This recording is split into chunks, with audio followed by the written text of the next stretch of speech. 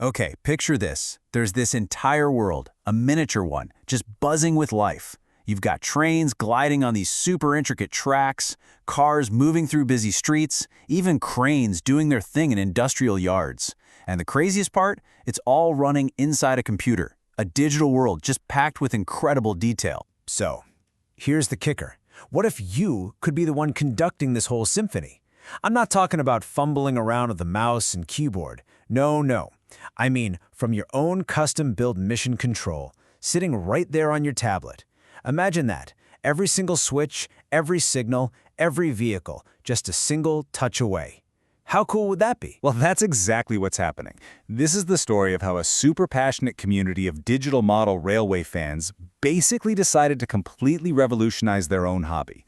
They're building these incredible, powerful interfaces. I mean, these are tools the people who made the game probably never even dreamed were possible. You know how it usually is, right? You've got the standard game controls, which means clicking through a maze of menus, trying to find these tiny little buttons and just click, click, click. It can be so clunky. But then you have this, a totally different approach. A super clean, elegant touch interface where the buttons actually glow, giving you real-time feedback on your whole operation. It's night and day. But here's the real twist. This whole amazing setup, it's not an official feature. It's not some expensive add-on you have to buy. It's the brilliant, ingenious work of one single dedicated fan. Okay, you have to hear how this works. Let's dive in. So how in the world does this actually work? Well, the magic is really all about building a bridge. It connects three totally separate pieces of software and gets them to talk to each other perfectly. So the virtual world on your computer and that control panel on your tablet, they're in constant, seamless communication. Okay, so there are three parts to this puzzle. First, you've got the game itself, the EEP Train Simulator. That's our hyper-realistic world. Second, there's an app called TouchPortal, which is this awesome tool that can turn basically any tablet into a completely custom remote control. But the real key, the secret sauce, is that third piece. It's a fan-made module, and its whole job is to act like a translator, teaching the game and the tablet how to speak the same language. So this translator is made with something called a Lua script. Now don't worry, you don't need to be a programmer to get this. Just think of a Lua script as, well, it's like a set of custom rules you can write for the game. It's a little instruction manual that lets you add new features and basically modify the game from the inside. It's what gives users all this power. And you know, behind every great passion project, there's a passionate person. This wasn't cooked up in some big corporate lab. Nope. This is all the result of one person's dedication to making their favorite hobby better for absolutely everyone. And here he is. Meet B-Mike, the architect behind this whole incredible tool. And get this, he's not a professional developer. He's a hobbyist, just like the people he built it for. He poured so many hours into building this thing, tweaking it, and then just sharing it for free with the community. And yeah, that's his quirky little straw figure mascot that comes along for the ride. And this wasn't a one-and-done thing. Not at all. He kept working on it. He iterated. Version 1 was basically him proving, hey, this can work. Then for version 2, he listened to what people were saying and expanded what it could do.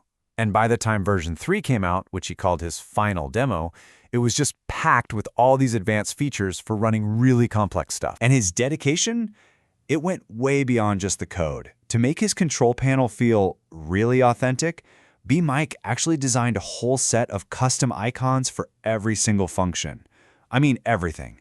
Switches, signals, different kinds of trains. So how many did he make? Over 140 unique symbols. Think about that. All designed from scratch just for this one project. Wow. Look, a tool like this is one thing, but it's only as good as the community that gets behind it, right? And when B-Mark shared his module, oh man, the community didn't just use it. They totally embraced it. They celebrated it, and right away, they started figuring out how to build on top of it. The reaction on the forums was just immediate. It was electric. You had one user, Carlchin57, who just put it perfectly. Simply incredible, he said. Someone put a lot of work into this. Then you had another user, Martin Joachim, who chimed in, calling it fantastic work with great ideas. And another, a user named Shorge, kind of summed up what everyone was feeling. What you're showing here is truly sensational. And see, that's the crucial point. This wasn't just some clever piece of code. It became an inspiration. And that inspiration, it turned into collaboration, like instantly. Here's a great example. The way the module works is by constantly writing these tiny little data files back and forth. Well, that same user, Carlchin57, he had this brilliant idea. He suggested, hey, instead of writing to a physical hard drive, why not use a RAM disk, which is basically a virtual drive that exists only in your computer's fast memory. And the result? It was even faster, and it meant no more wear and tear on your actual hardware from all that constant writing. It's the perfect example of this thing becoming a living, breathing, collaborative project. So you have to ask, what's the ultimate point of a tool this powerful? What do you do with it? Well, for the creator, B. Mike, this was the key. It was the one thing he needed to unlock a project that was just massive and incredibly personal. This is the scale of his personal project, a map he calls HIMOT. We're looking at 11 by 8. And no, that is not 11 by 8 meters, we're talking 11 by 8 times kilometers. It is a massive, sprawling digital landscape. And Heimat, that's German for hometown, is exactly what it sounds like. This is his multi-year passion project, building a deeply personal digital replica of his actual home region. Everything from the main train station to the little villages and the countryside all around it. Now, trying to manage a world this big, this complex, you'd go crazy without a powerful interface.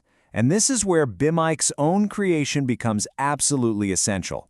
He doesn't just use it for the trains. No, he uses it to conduct an entire virtual weather symphony across his whole map. He actually divided his huge map into 7 different weather zones. And from his tablet, he can just pick a zone and change anything he wants.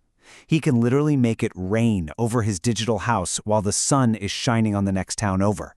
He can summon fog, crank up the wind, bring in the snow, even start a hailstorm. All of it in real time just by tapping on his tablet. And really, that's the heart of the story, isn't it? What started out as a clever technical fix, a little Lewis script born from a guy's love for his hobby, it turned into something so much more. It became the main instrument he uses to bring this deeply personal, incredibly complex, and honestly artistic vision to life. It really makes you wonder, doesn't it? Think about all the niche hobbies out there, totally away from the mainstream spotlight. Right now, there are passionate people building entire worlds, pushing what technology can do, not for money, but just for the sheer joy of creating something amazing. What other incredible worlds are being built right now, and hobbies we've never even heard of?